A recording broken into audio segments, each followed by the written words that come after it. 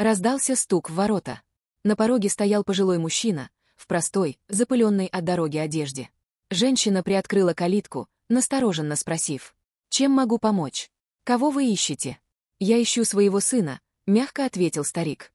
«Наверное, вы ошиблись адресом», — сказала она и уже собиралась закрыть калитку. Но мужчина протянул ей смятый листок бумаги. «Вот адрес. Проверьте». Женщина бросила взгляд на бумагу, ее номер дома, фамилия и имя мужа.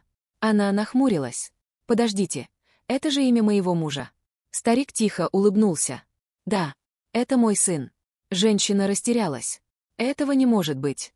Родители моего мужа умерли. Он сам так говорил». Она быстро набрала номер мужа. «Слушай, у меня странный вопрос. Твои родители ведь умерли, да?» «Что за чепуха?» «Конечно, умерли», — раздраженно ответил он.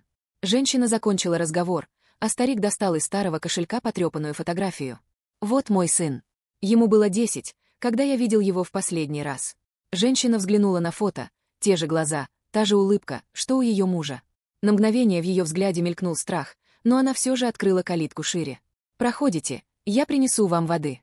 Пока старик сидел в доме, она наблюдала за ним настороженно, не зная, чему верить, доброте или осторожности. Прошел час. Муж вернулся домой, бросил ключи на стол и застыл. «Что это значит?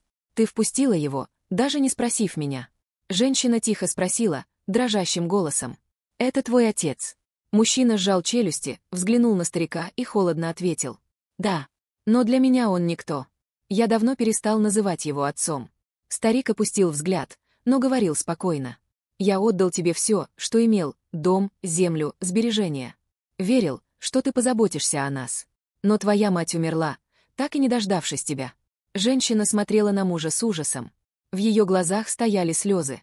«Это не тот человек, которого я любила. Я ошиблась, выбрав тебя». Она подошла к старику и мягко положила руку ему на плечо. «Не переживайте, дяденька. Теперь я о вас позабочусь.